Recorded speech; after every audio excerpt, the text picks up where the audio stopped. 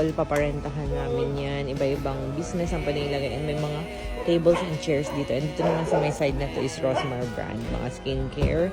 Ito mga food stall. Kaya nandito kami sa may reception area. Alisin yung mukha ko dyan. Wala yung ay yung lights ang ganda. And meron ditong upuan. And dito naman yung pa second floor.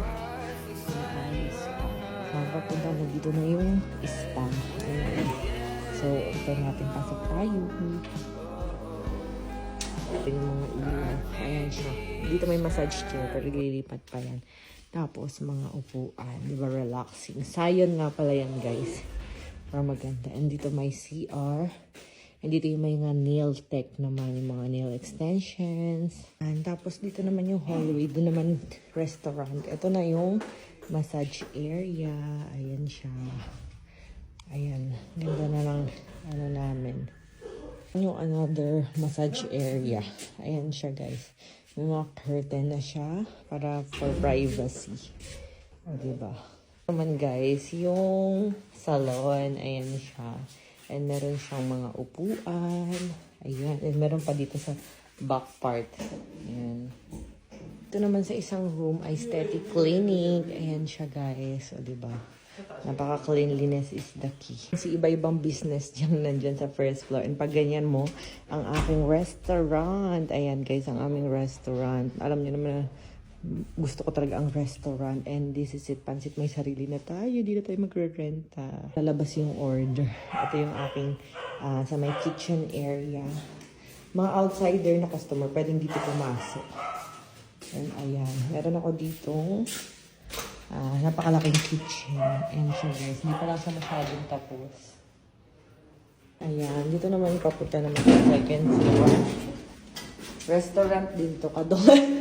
So, continuation to ng restaurant. Ayan, tiniles na rin, pinaputi na namin. Ayan, guys. So, ayan, ang ganda na ng hallway dito sa second floor. Ito, pipinturahan pa eh. Ito naman yung sa CR. Pina-ice ko rin siya. Dati kasi parang cubicle lang siya na horror. Papalitan na lang siya ng inidoro. Pinag-glass ko na rin. Tapos dito naman, guys, room naman siya. Gusto ko yung parang mga 5-star hotel ang peg. So, nilagyan namin. Ito, in additional lang. In additional, kasi dapat single bed lang yan. Pinapalaki namin. Tapos ito naman, king bed. Ayan siya. Di pa tapos. Ito, guys, continuation pa to ng events place. Ayan. So, ina-ayos pa siya. Ayun, hanggang dun pa yung sa dulo. Hindi naman ako aanda. Tayo sa iba pang rooms. Hindi pa nga lang tapos. Ayan siya, guys. So, ito yung bed. Pinapa-customize ko talaga yan. Diba? Depende sa itsura ng room na gusto mo. Ito naman yung medyo malakihang room. Buksan muna natin yung ilaw. Medyo malakihang room. So, ayan siya.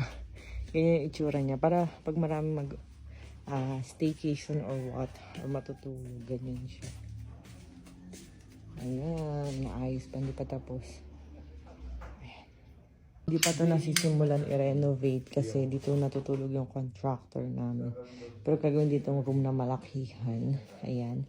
And may kitchen dito. Ito yung room na may kitchen and CR. Ayusin pa yan. Ito naman, guys, yung papasok dito sa may events place kong pinagagawa. Siya. Ano to? 2-story. Parehas high ceiling. And may pool dun. Ayan. High ceiling yan and dalawang area. Ito yung labas. Si Nathan pumili ng pink eh.